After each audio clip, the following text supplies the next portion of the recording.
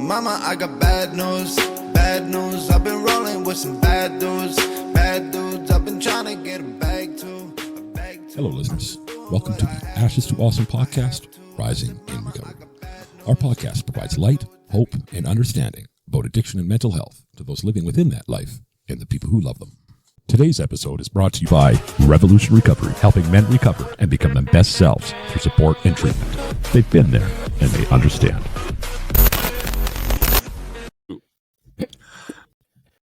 Hello, everybody, watchers, listeners, supporters of all kinds. Welcome to another episode of the Kaleidoscope Wednesday on the Ashes to Awesome podcast.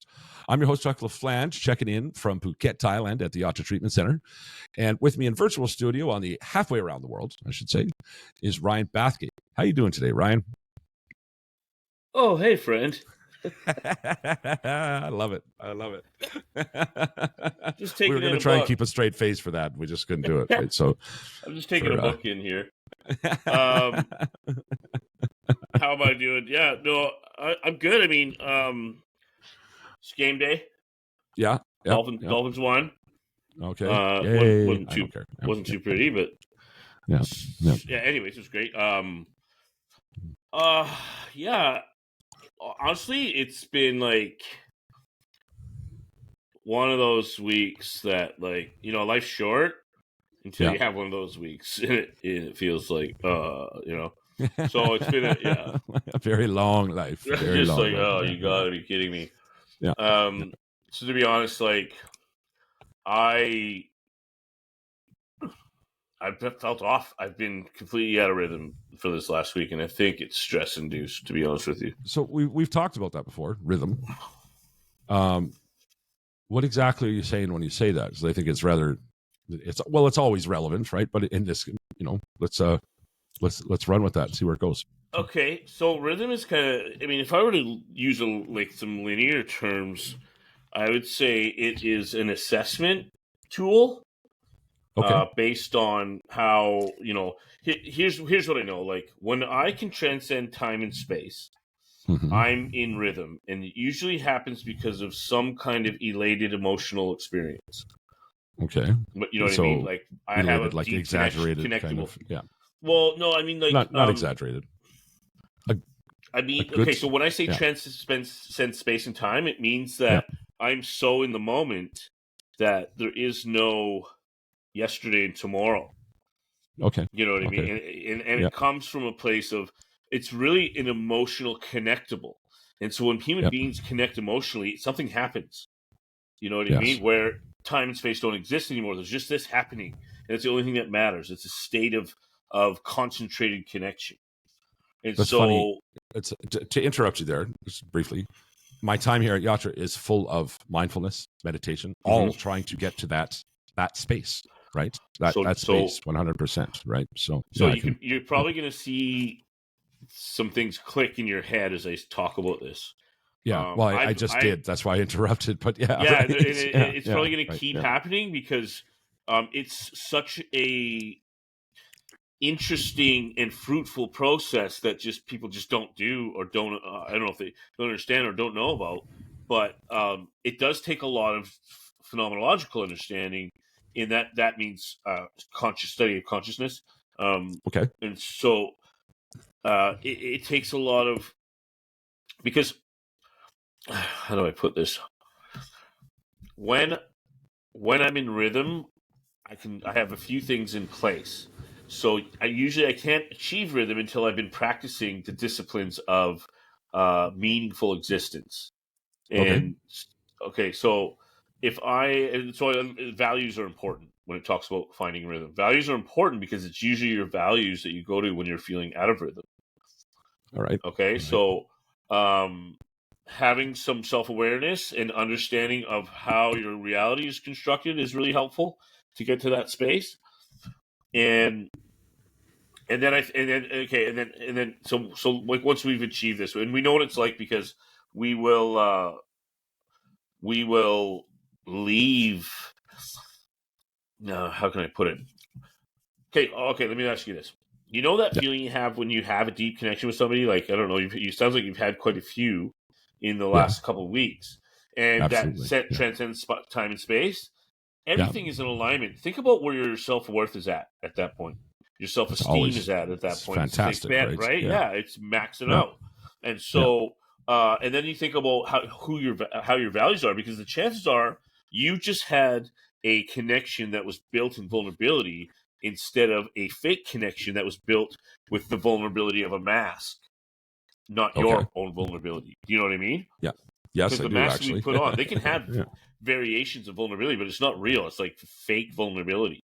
And that's something I'm really good at. Is I've traditionally been able to do that because they're getting close to a mask, and I can pull away from that mask at any time and walk away and really not feel much. You know, Yeah. I call it having Yeah. your hand Yeah. here. Like at any time I can push off, and so listeners, I'm just pushing off from my hand. So yeah, I mean, so the problem. So we live most of our life not understanding this concept.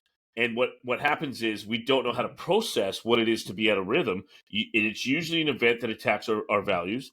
And so if we do that enough times and become normalized or desensitized to what it is to be out of rhythm, then that becomes the new norm. And I spend my entire life living a couple degrees off of where I would be to feel fulfillment. Mm-hmm. Now, in that space, and we all know that because it's we learn about this when we start learning about what it's like to be in the rhythm space, in alignment, right? And then it's like so, like I think I've done a pretty good job of getting my life to be mostly at a point of in rhythm. So when I fall out of rhythm, it's so noticeable. Just like how noticeable it is when you're living your life at a rhythm, and then you have this deep connection with someone you never forget for the rest of your life. You know what I mean? You can achieve that for all the time with practice and discipline. And so big markers, there's big markers for out of rhythm. So usually, we talk about our values and how that is all a part of that construction. The driver, which is this is always a sustainable factor in any behavioral shift or conscious shift. It always is an emotional thing, emotional driver. Okay. So when I think about what I'm going to go right to it because let's not do the dance around here. I could ask you some questions and we could do that. If I was in session, I would kind of probably do it that way. But when we understand the role of meaning and purpose in every human being's life, we can start to understand first how short this trip is from the morgue or the hospital to the morgue, or delivery room to the morgue. And we've also probably lived a life. I wish I could say that I knew somebody that had just this understanding of how to live in alignment and in rhythm at 20 years old, but I've never met one. And I hope that changes. I really do. Because I wish we were learning about this at 5-6 years old instead of being 35 or 36 or having whatever. To go through all the struggles and strife and all the things, right? Before you're even curious about it, right? Never mind.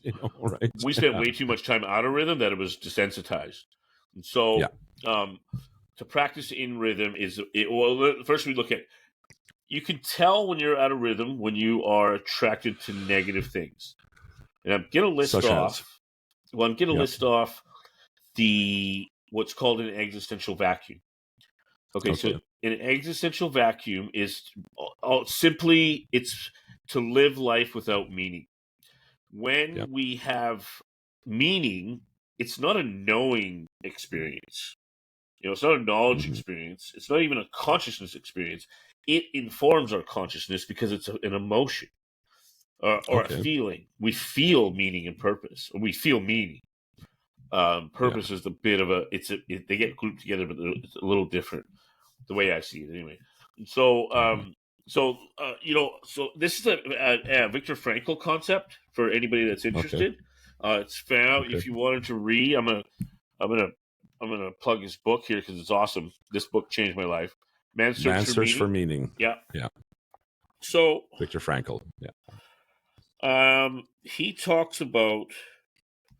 Oh, that's a good one. So I should have been fake reading this part when we started for efficiency reasons. Now I know.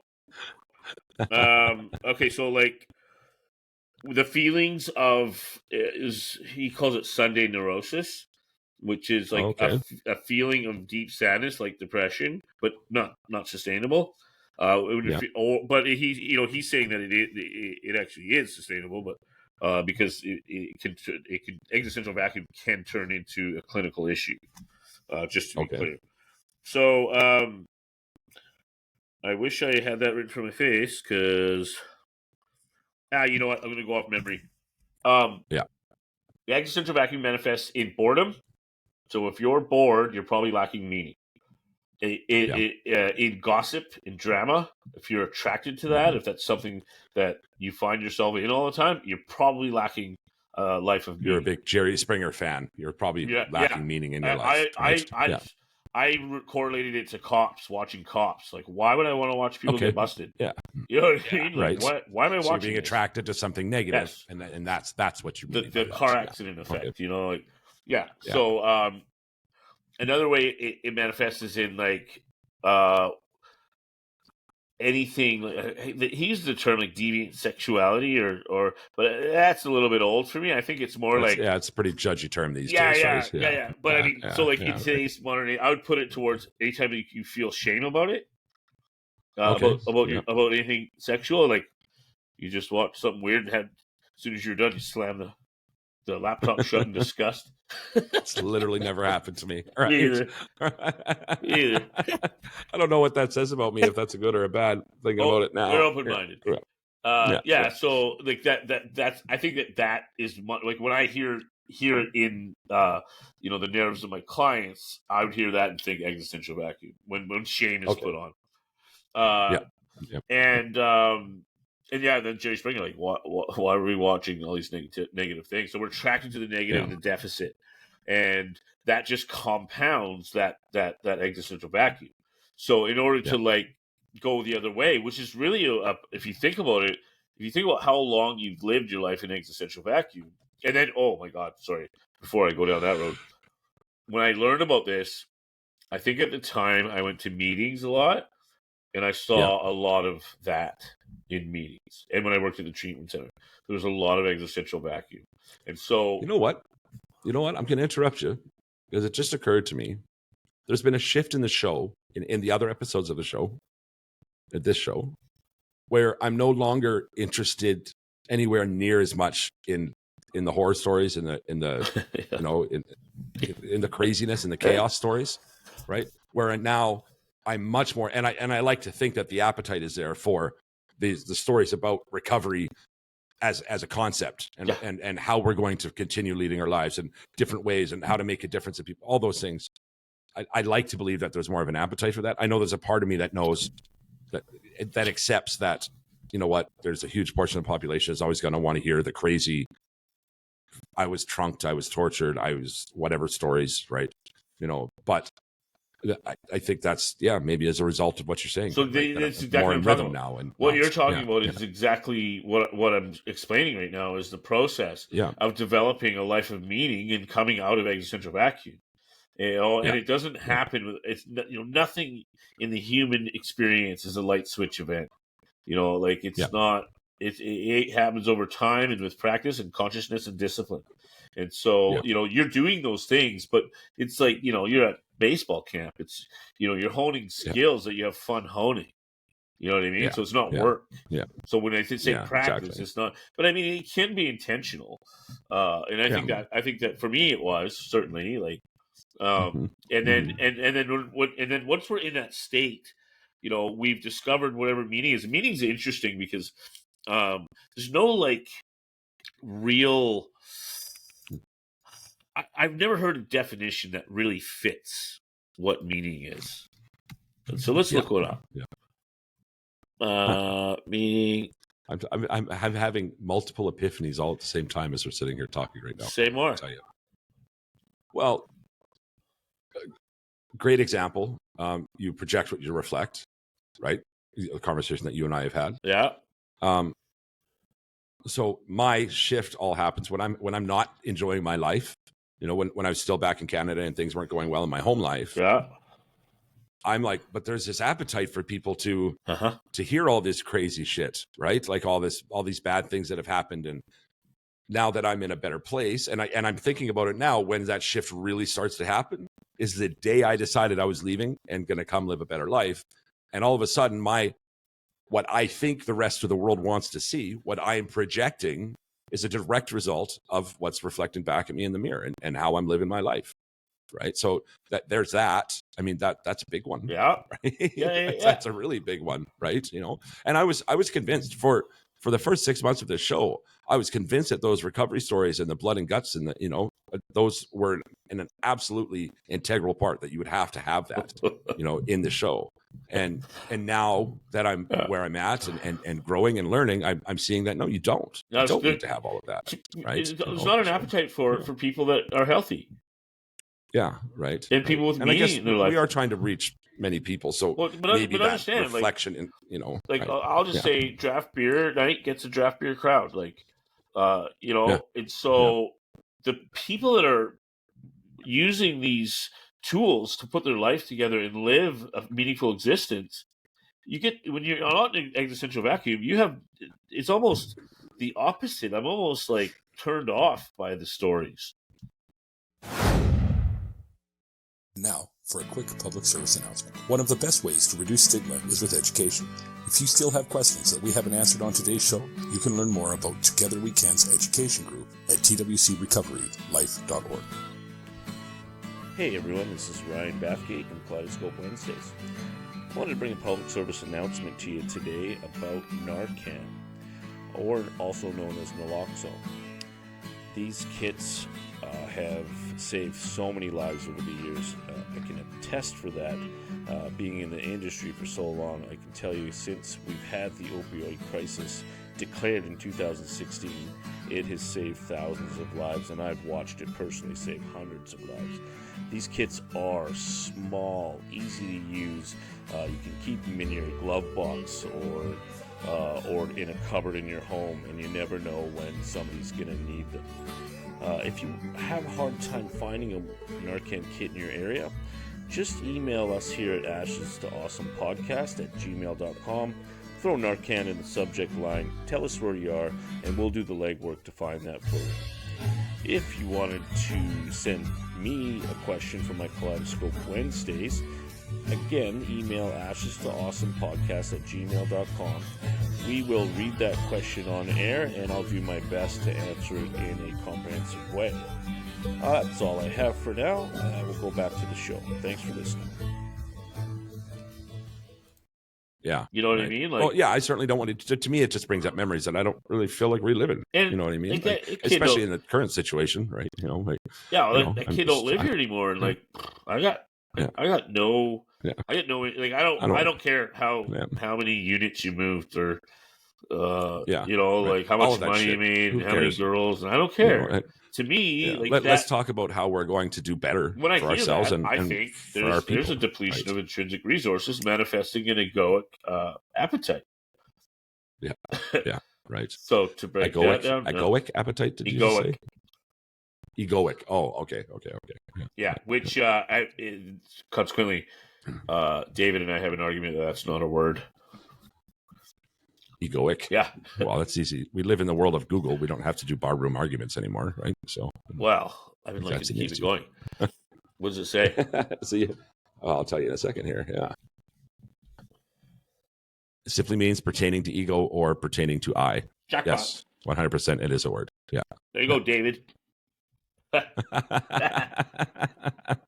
actually, I didn't make that one up. I saw it in the book, and I was like, no, it's a real word. Anyway, and so what was I saying about that? When we have this egocentric set point, we are depleting our intrinsic resources, making it more impossible for us to find rhythm and alignment.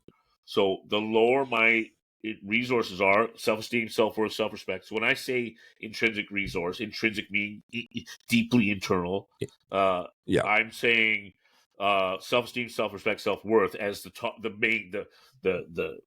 poster children of intrinsic resource.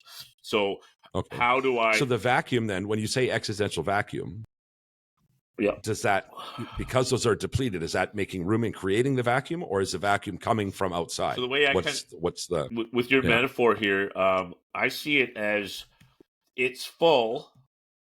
You remove meaningful existence, and that starts to pull, and that creates this void.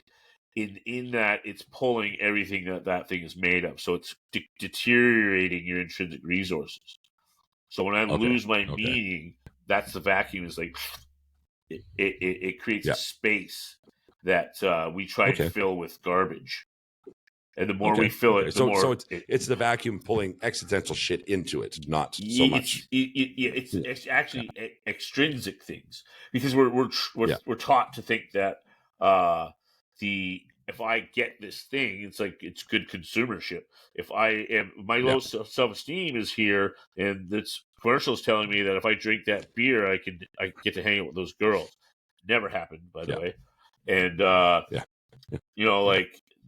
so we're always looking outside to fill the hole within.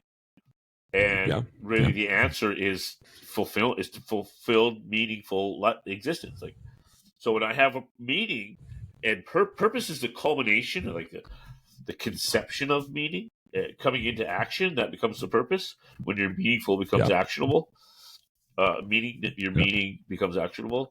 I must have dust in here or something. I get stuffed up all of a sudden. Anyway, so how do we get back?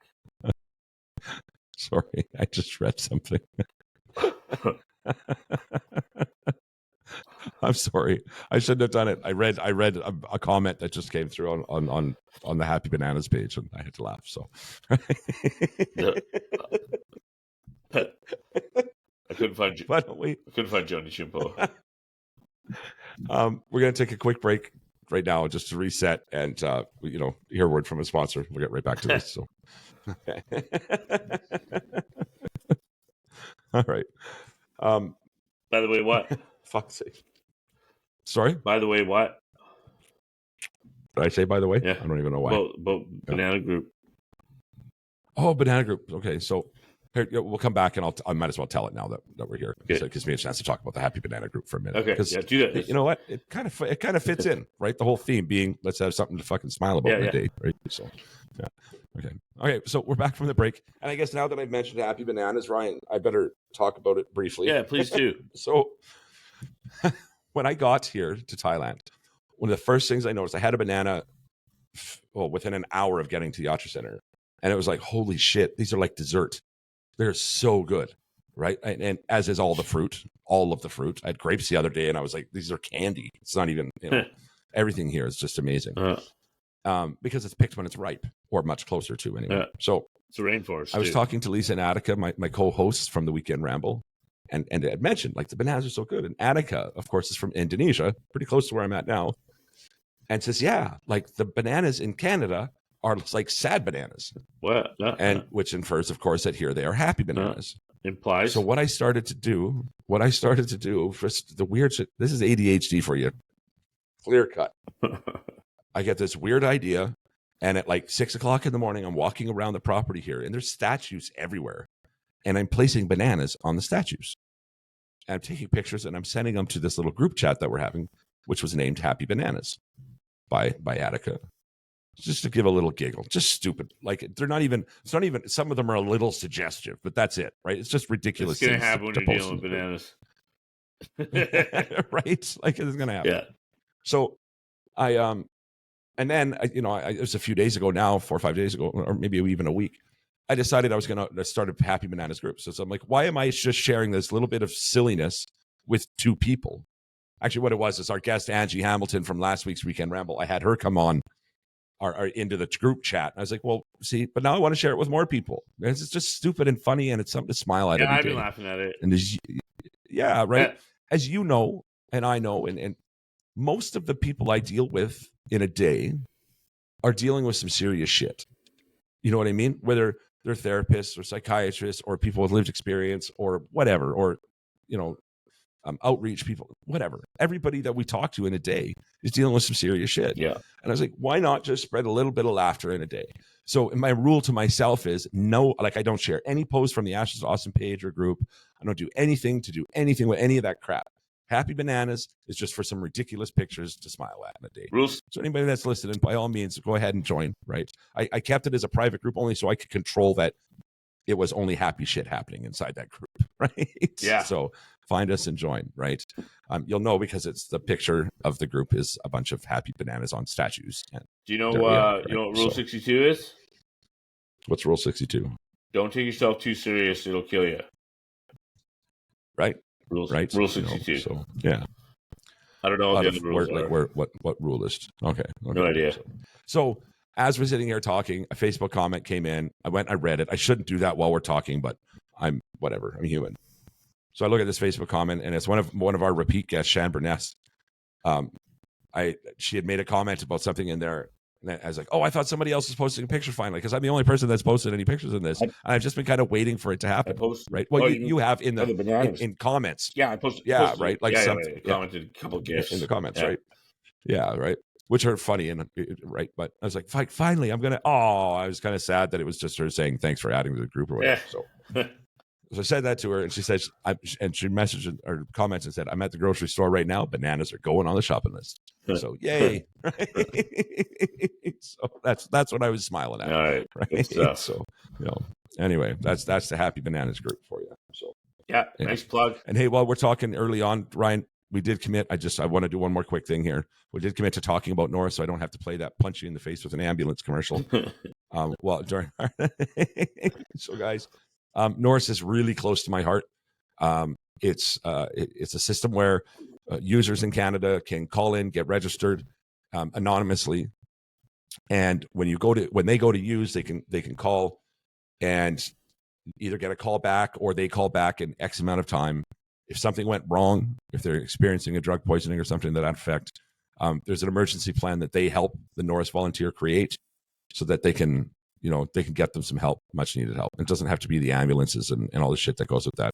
It can be your buddy that lives up the hall with some Narcan or something, right? But they're looking for volunteers desperately. They need more and more volunteers. If you do volunteer, you decide when you sign on, you decide when you sign off. It's not a big commitment. It's a very small footprint on your life, and you can have a massive impact on a lot of lives by doing it. So 8,500 phone calls, no deaths. That's where they're at right now. Save lives. So, yeah. That's meaning. Yeah, right. So that's meaning. Yeah. There you go. So let's segue back into our topic now that after hijacking it on you. Right? Good job. Wow, that's a funny comment. Okay. How do we I don't know. How do I want to do this? What is meaning? What is meaning? Good question. What is it? Mm-hmm. So you mentioned the difference between meaning and purpose. They are grouped together, and in my mind they are. So explain that to me, how you came to that. Meaning is intentional, and purpose is accomplishment. To the intention. Okay. The accomplishment of. Okay. But I mean, also like it can be a conduit of. So maybe simply put, bad example probably. But I want to be. I'm an old father. 45 with a 1-year-old. That means like 63 at grad. Yeah. So my meaning is to be more healthy for my kids. So going to the gym is my purpose. Okay. And so what? So relate it back to me because I'm still struggling with that, Ryan. Be honest with you. As my meaning and purpose, what I would call my meaning and purpose is the show and helping people and right and trying to crush the stigmas and all those things. So how does that relate to my situation specifically? Well, I'll just so I can understand. I'll do it really simply. The meaning was to fucking stop the chaos. And really, ultimately, that's I don't know if you've gotten there yet, but it's probably going to evolve to something like peaceful existence for the rest of your days. Like that's what I'm searching for. That's why I'm in Thailand, bro. Me too. I'm searching for that intentionally. Now, right. The purpose becomes how are you accomplishing that intention? Oh, So okay. going to Okay. Yatra, for example, is purpose. It's purposeful. It's giving purpose to your Okay. meaning, and it'll create. Okay. Okay. You're already, like Yeah. you said, you've already started to step out of the existential vacuum. Like that is an Mhm. accomplishment to the meaning that you started with. Yes. Right. Or we can Right. make it broader, as in like, I want to give my daughters a good life, and Mhm. I'm pretty sure I can't do that using heroin.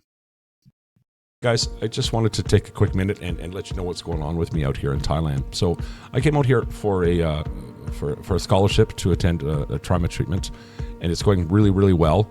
Really well. I'm going to be getting my own place here. Well, I've got my own place. I don't technically move in till the 12th, but it's all squared away and all that now. So I'm super happy for that. And I do have a GoFundMe going, and as much as I hate to ask for help, I have been asking since just before I left Canada to come out this way. It's not a lot of money in this game, and I'm trying to make a go of it alone.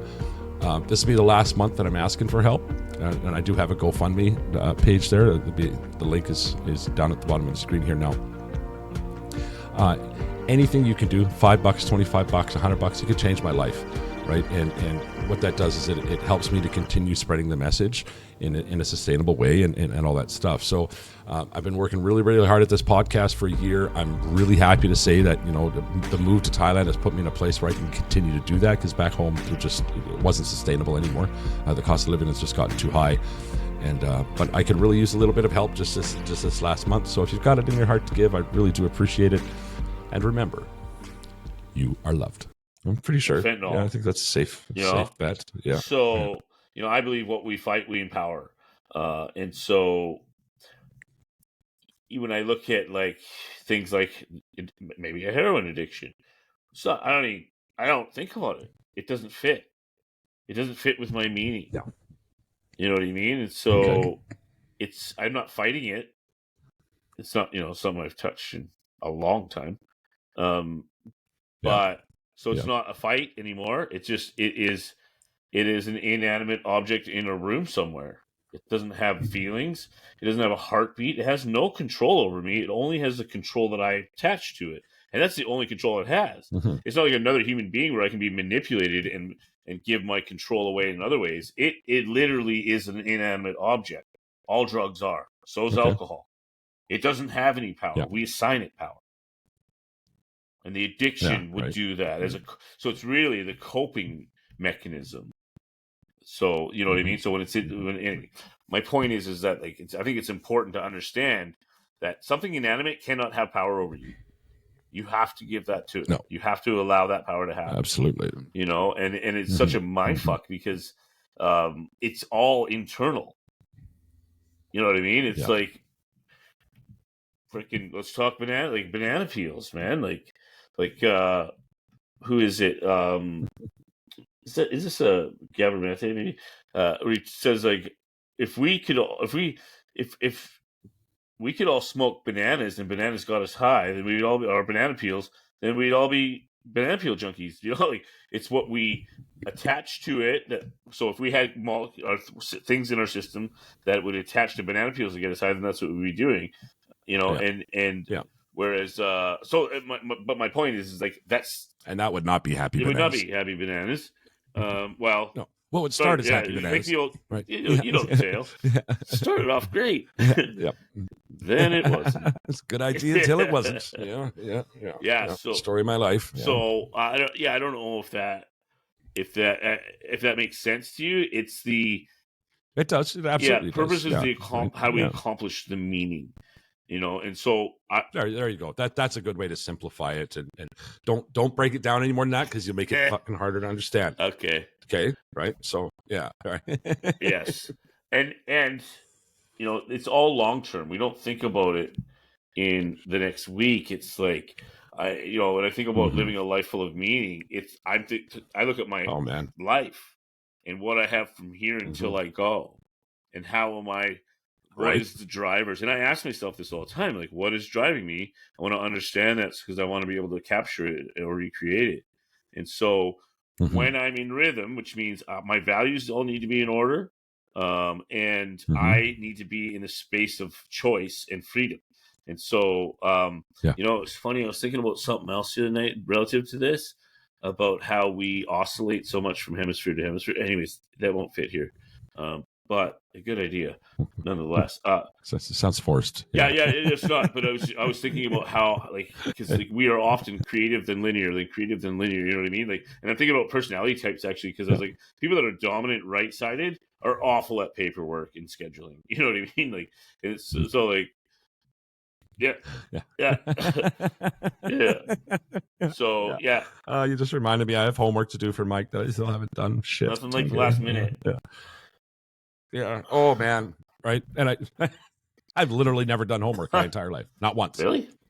Right. So I'm in therapy with Mike here, and he's like, "Okay, I've got some homework for you." I'm like, "Okay, right." We're gonna do this dance again, are we? Right? Yeah. Dog ate it. And I promise to do it, and I mean it to my core, and I'm going to. And then it's 5 minutes before my next session. Right? Shit. Right, here I am. So Shame. yeah, a little bit. Not gonna lie. Not gonna lie. know. I'll tell you what, though, the meditation and that finding the living in the now thing, it's doing a couple things for me, and I'm just barely into that journey, right?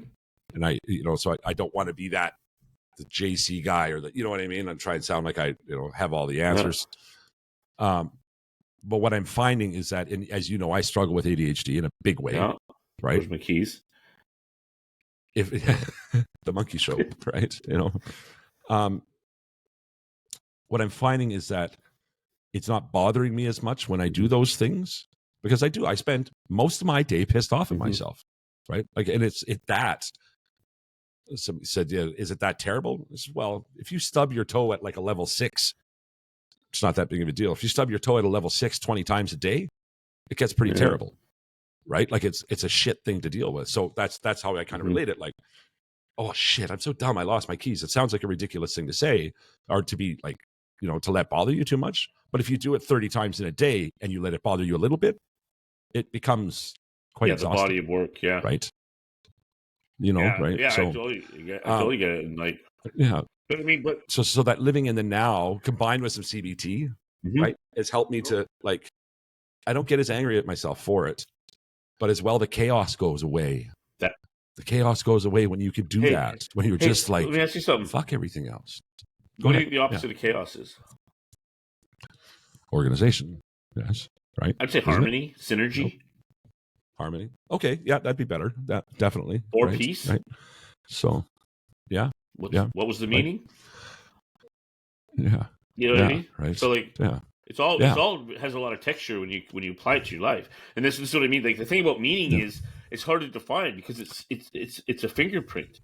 Everybody's meaning is different. And even if it is in the same umbrella, it has different elements. And so, like, we have to really, this is why, like, existentialism really helps, because you can understand how to access freedom to make choices, and choices to make freedom. And so, when I choose to live my life in meaning, everything changes. And like, you start to hear things quiet down a little bit. Wait till the sky opens up, and you realize that, like, potential is everywhere. And the human experience is bountiful with emotional drivers. Like, and that's when I find life most beautiful, is when I'm in feeling, I'm in vulnerability, and like even allowing my vulnerability to a sunset gives me this weird energetic connection that I can't explain. That's, you know what I mean? And all I know is that I fucking love sunsets, and I really do. I do, man. Like, I drop everything because I have an emotional response to them. I feel vulnerability with it, and I feel connected to the world. I feel connected to the universe. And when I'm in that space, where do you think my self-esteem is? Where do you think my I believe, and like, and then, this is actually how all this came about. Was I was thinking about this. I'm watching the sunset, thinking about potential. I was in Mexico, and I was thinking, and I was like, man, like, what does it take to be somebody who changes the world? And I'm like, I look at the people that I look up to, specifically Martin Luther King, Gandhi, Nelson Mandela, even like Bobby Seals, Louis Farrakhan, to a degree. They're a little extreme, but and what do they all have in common? And like when I boil it all They're just down, people. Yeah. they all believed in themselves and that they could change the world enough that they fucking did and died for it in some cases. Yeah. Right. And that like Yeah. Martin Luther King, like to believe in something so much, knowing at any given day you could take a bullet, and he did, and still like we have a Martin Luther King Day. You know, that was 1963. He was killed. You know, like yeah. So that's legacy, right? That is and it started with right, and a great kind of legacy, not that ego shit. It was you get a street named after you. That's like you get a holiday in multiple countries. Yeah. You know, like right, and not even that stuff, but like look what he did. It's so you think about this. He was shot in 1963. In 1864, the 13th Amendment was reached that forbid slavery. So 199 years later, he died for the same movement, and and we're still not even close to there, especially down south. Yeah, right. But like I said, those weren't called licorice babies when I was a kid, and I didn't even think twice about it. Yeah, no, none of us did. None of us did, right? No, didn't think twice about it. No, right? No kidding, eh? No kidding. Never thought about that. Until you start saying it, you certainly will. Yeah, right. Yeah, no kidding, eh? There's another one that is in Calgary. Really nice weather this last week, I guess. So I was talking to Lisa on the weekend ramble, and it's nice weather here. And I was like, when I was a kid, do you remember what we called that in the fall? Right, in Indian summer, right? What? Well, it's. We said it, and it's whatever. Why not say it? I'm not saying that it's okay, right? I'm not saying I refer to it now as. I'm saying that back then it was acceptable and it was normal and it was not okay, right? Right? Like, but I mean, they still like it was still, it was the Indian Act for how long? Yeah. And right. I don't know. Down south, it's part of their legislature as Indian. Like, right. Come on, get with it. I don't know. So it's messed up, man. It's messed up. Yeah. Okay. So I went on a bit of a rip there. Okay. That's okay. We are getting close to mailbag time here, brother. Yeah. But that's okay because I think we've just kicked off a 3-part series here. We did. Is what I think because we can go down. Yeah, I think so. There's so much here. If it's about rhythm, but we can't really. We'll talk offline about that because that's a bit tough to market. Yeah. You have to have an understanding of what I'm talking about. You have to listen to this podcast. Yeah, right. So by the time you've listened to this much of it, you'll have an idea, why it was named, what it was named, and and you'll be looking forward to part 2. Hopefully, if we're doing our jobs right. Yeah, well, we will be. History shows us. We've missed 3 shows in not quite a year. But, yeah. Well, I meant if they're looking forward to it if we're doing our job. Right. Yeah. We'll get the show done. Right. Yeah. Right. Maybe. Never mind. Yeah. You know what I'm saying? I'm saying. It's going to work this time. It's going to work this time. Yay. We're going to do the commercial leading up to mailbag. Nobody knows what you're doing. And it's going to work this time. Oh. Yeah, I know. Yeah, but now they do, right? So, yeah. Go Dolphins. All right. So let's get into mailbag. And before we do that, here it is. The mailbag is brought to you by Black Ash Radio. Set your reminders for Friday night when the Blacklist podcast and the Ashes to Awesome podcast get together to make Black Ash Radio. This live feed on Facebook is a chance for you to interact with some of the biggest names in recovery content creation. Conversation starts with a hot button issue. It goes wherever it goes. Friday nights at 7 p.m. Pacific Standard Time, 9 p.m. Eastern Standard Time. We'll see you there. And now, you've got mail. Radio voice. There you go. You got a face for radio. So it's time for the mailbag. Right? That's funny. Yeah. Oh no. Yeah. That's what I was trying to play last week when I couldn't get her done, so I had to cut it in the episode later, right? But okay. Yeah. So, and by the time you're listening to this episode, I don't know who's coming up this week, but yeah, last week you can go back and check it out. I will know who was on last week. Friday we had, and you can go and find them live on the Facebook page, or not live, but pre-recorded on the Facebook page. It's the only place you'll find the Black Ash Radio so far, anyway, until we, such time as we make a change to that. Ryan, of course, was with us on that one, and so was Quinn Stone. Quinn Stone is a social media legend. He is massive. He has a huge following, and he's all about different recovery methods. He's a microdoser. He's got some things going on. He seems like a pretty great guy. Can't wait to meet him. We're going to be recording with him sometime soon here today. So yeah. All right. So mailbag, my friend. You ready for that? Yeah. Okay. Yeah. Yeah. Okay. We have 3 countries today covered, which is kind of cool. First question: do I read them in accent? No, we learned last look week. at that. Right? Hey, is that our first UK one? Yeah, it is our Cool. first UK one. Okay. Yes, it is. Yes, yeah. So, a question from Sophie in London, United Kingdom. Hi, Ryan. I'm Sophie from London.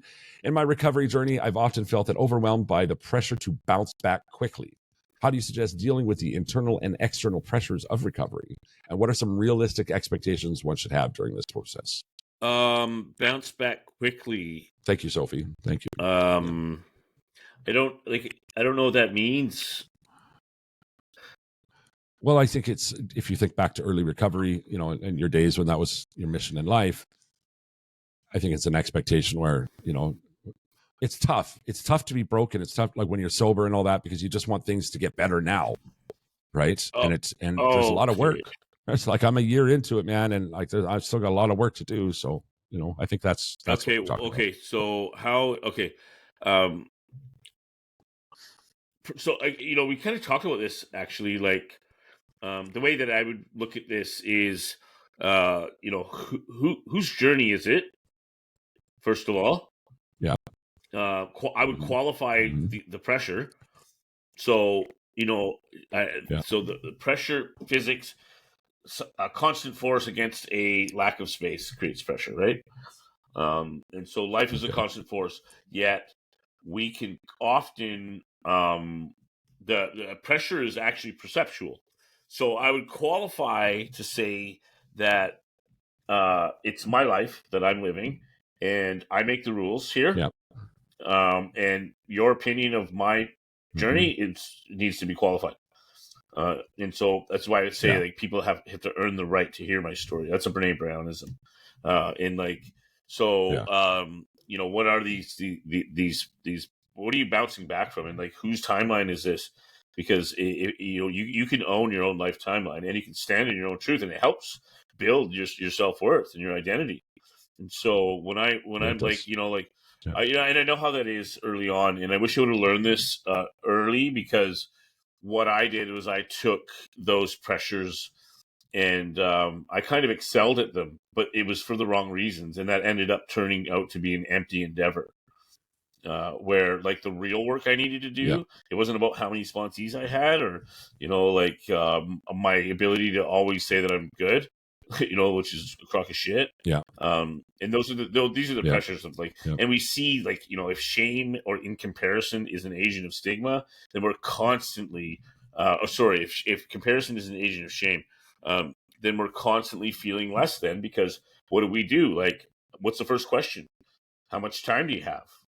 Like, yeah, always, right? I catch myself, how I feel about counting time, but I catch myself all the time wanting to ask that and trying really hard not to, until I know that person quite well. Until I've heard so much more about them, and then it just kind of comes up in an organic way. It's like, so how much time do you have, right? But it is never the first words out of my mouth anymore. Absolutely not. I have. Nope. I have before looked at my watch, said, "Oh, it's 5:10," and walked away.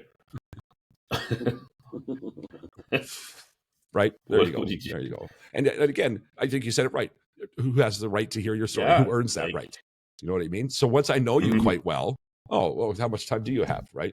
And when I'm asked of it, I can say, well, it was a year on October 21st, because that's when my father passed. But that's still the only reason I know that, right? For me, because that to me, it's like, or something else I would answer is like, that's really unimportant to me. What is important to me is I can tell you about the moment that I felt free, the moment that I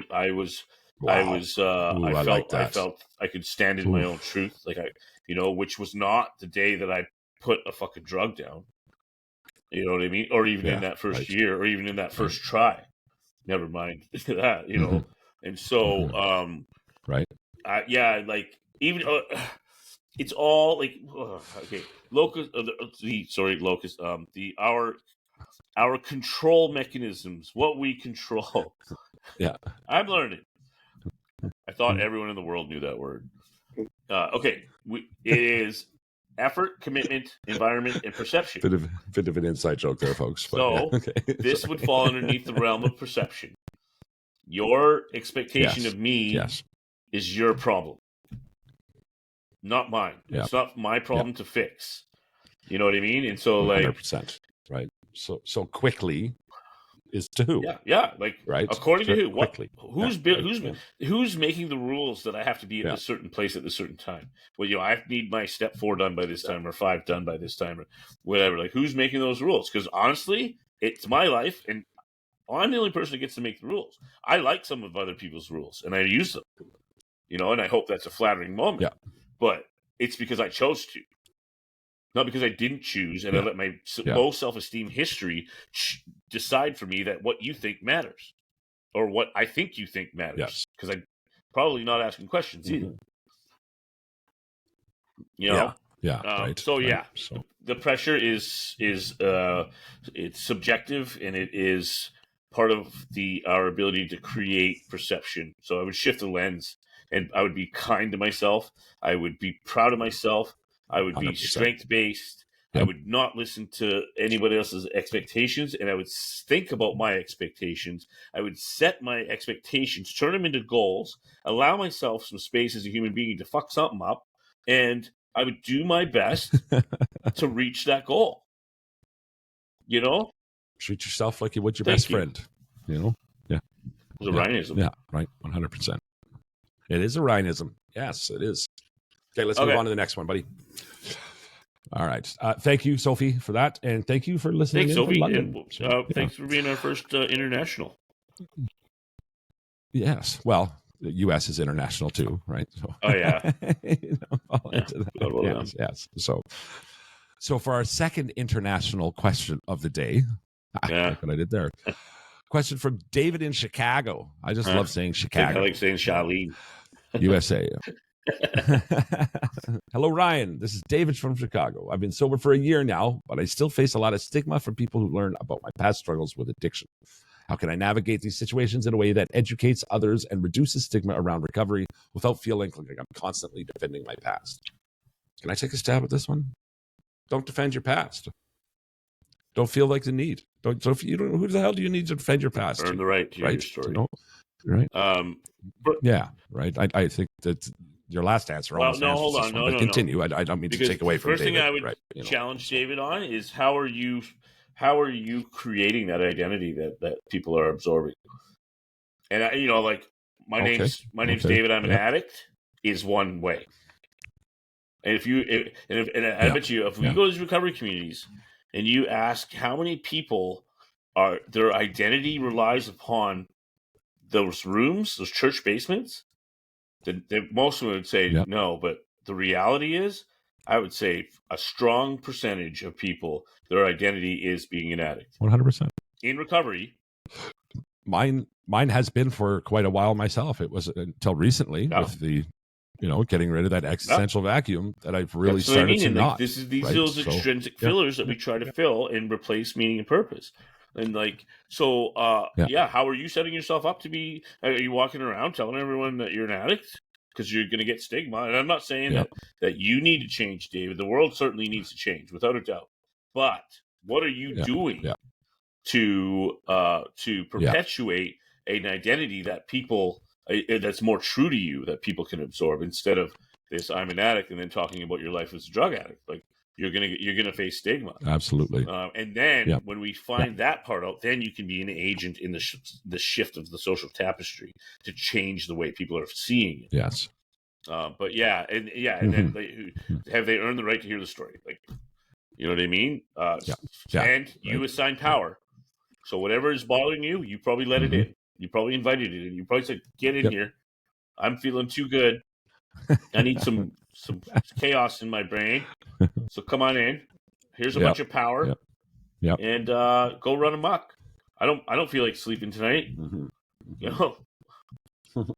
So True story. Yeah. True story. Yeah. Right. So I hope that answers it. And David, All right. also, like, please refer to the question before because it's all relative. Yeah. It is. Right. So, all right. Next one up. Question from Grace in Vancouver, Canada. Hey, Ryan, Grace from Vancouver. So you're part of the world. I'm finding it challenging to maintain motivation in my recovery, especially during times of stress or when old triggers resurface. Could you share some insights or techniques that can help you someone stay motivated and focused on the recovery path during Well, Grace, refer to the first part of this episode. Challenging to maintain motivation. That sounds like existential vacuum if I've ever heard a statement. Yeah. Right. So why? Right. Yeah. Where are you going? How are you getting? Yeah. I mean, I don't think I can ever be bored again. Sometimes I'll just sit and think about how everything at my desk here, if you look at it at a molecular level, nothing is touching. This whole planet is floating at a molecular level. That's super interesting to me. You know what I mean? And so, like, there's a million. Or try to think about where we are. It's almost a scary thought, but we are. What we know based on science is that we are a tiny, tiny little galaxy or solar system out in the middle of the corner of something massive that could end up being a molecular structure for the brain of some alien animal, for all we know. You know what I mean? Like, we have no idea what we are, what we're doing, but that leaves us with all the room in the world to do whatever we want, as long as we maintain responsibility. Responsibility is a very important part 100%. of meaning, to be clear. And when we act as responsible, especially to our driver of meaning, then we find alignment and rhythm, and life takes off. Yeah, it does. Yeah. So awesome. Motivated, focused in there. I think there's more here. Honestly, every day, asking yourself the question, who do I want to be today? And then trying to live that out. Expanding your emotional. And it's almost cliche, and you've heard it before, but fast forward the tape. Yeah. Play the tape. It's such, really, if you're looking for a technique to deal with that craving or that fast forward that tape, man, because woof, right? I tell you, when I was battling with this, I've told you about it before. All it takes is $40 in a phone call for the chaos to go away. Because I'm not medicated for my ADHD, and it's all I got to do though, man, is think about what tomorrow and the next day and the next day look like, and it's real easy to just take it back and let those cravings happen is a big one for me too. Get out of the way, right? If you're going to fight it, you're giving it power. So just get out of the way. And to be honest with you, that's how we process just about every emotion. The ones we label as good emotions, we hold on to those a little longer, but they're going away. They're feelings. You know what I mean? Everything will pass. Yeah. And the other thing is if you're in a state of on not being motivated, think about what you're inviting in right now. If you're sitting in it, you're leaving the door open you're pretty much looking for anything negative, and you could be building your case for your next relapse. And so I'd say there's nothing I need to do to stay motivated in my life, and I work a lot, and I don't want to. Every day, how are we getting out of this today? Well, you have two beautiful children and wife that need you to go to work today. You know what I mean? Yeah. Okay. Right. Look at some successes around you. Look at use them for inspiration or whatever too. And there's a lot, and it's a really good point too. I think the other thing is I would ask Grace, how is your connection to your support network, and what does that look like? Is it healthy? Who are the members of that support network? Do they qualify? And so, because to me, it's hey, you're and you've had this where you've gone into a bit of a lull, and I'll call it out, and we'll talk about it. And that to me is what support is. Yeah, 100%. 100%. Something a dear friend of mine back in Regina, who's who went back out recently, and I've talked about quite a bit. Jess. She went back out recently, and I sent her a message last night. She's like, I was like, if you think it's tough to get clean, think about how tough your life is right now. Right? Like you can do it because you've done this for years. Let me tell you, that's tough. Right? You know what I mean? Like, so you can, because it's, you got this in you. So, I always, I used to always tell myself, now I have kids, it's a little different, but I used to always tell myself that nothing can hurt me as much as I've already been hurt. I'll never feel that depth of pain again. And now I could challenge that by saying if I lost my daughter, but losing my sister's never going to die again. That's not going to happen. And so, and I got through that. So I get through anything. And I have evidence. Hey, listen. Thank you for that, Sophie. Thank you very much. That does bring us to, or Grace, sorry. I already thanked Sophie. And Sophie. Thanks an extra time, Sophie. That's what you get from the other side of the pond. Well, my side of the pond now I get kind of, I guess, right? Depending on how you look at things. Between ponds. Right. Anyway, brings us to my favorite part of the show, and that is the Daily Gratitudes. Today's Daily Gratitudes are brought to you by Yatra Treatment Centers in Phuket, Thailand. They are a clinic run by clinicians, not a business run by businessmen. And they know that where addiction is the smoke, trauma is the fire. Learn more at yatracenters.com. That's YATRACENTRE.com. And now here's your Daily Gratitudes. What you got for some gratitudes today, Ryan, my friend? Oh, it's not a gratitude week, to be honest with you. But it is. Those are all the more important to make it one night, right? So, don't learn shit on your good days, right? So I guess I'm grateful for the struggle of life and all it gives me relative to wisdom, knowledge, and experience. Always grateful for my wife and children, of course, and I didn't put that first. Damn it. Of course. Broke a streak. She knows you are. She's even listening. Yeah. Oh, yeah, there's that. Man. Just life's hard, and I got to enjoy the ride. Yeah. So I'm grateful for perspective or perception. Yes. There you go. Myself, I'm grateful for yoga. I'm grateful for my health. I'm grateful for being in a position to end the chaos. My list of gratitudes grows every single day by leaps and bounds. It's amazing, right? When the life I'm living and the life I'm about to live, if I keep on this path, are pretty great. Pretty great indeed, right? So, I'm grateful for every single person that messages or drops a comment with encouragement.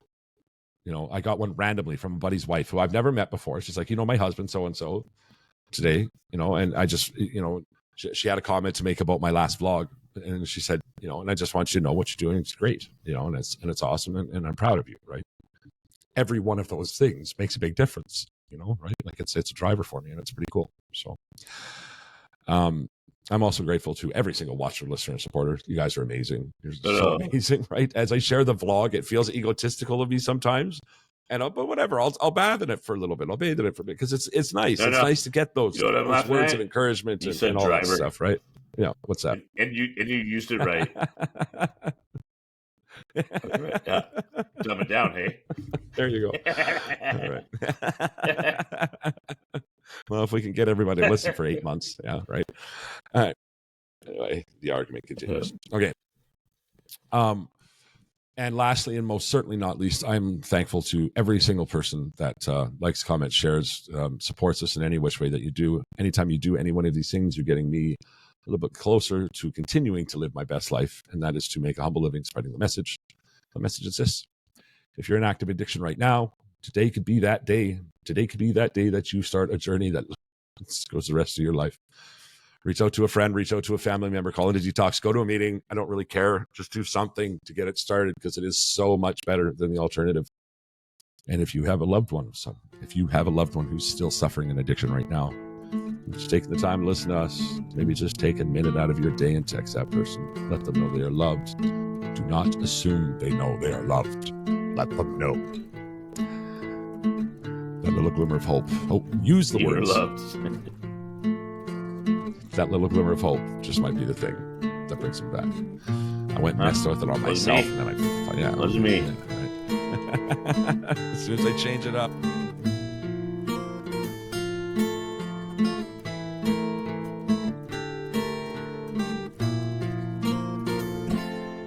My body's getting cold, my life is running low. Feel me falling, my life is running out. I pray I make it now, but if I don't, it will be okay. I'll find you another day, and I'm not scared to go. It will be okay. I'll find you another way, and I'm not scared to go, because when I die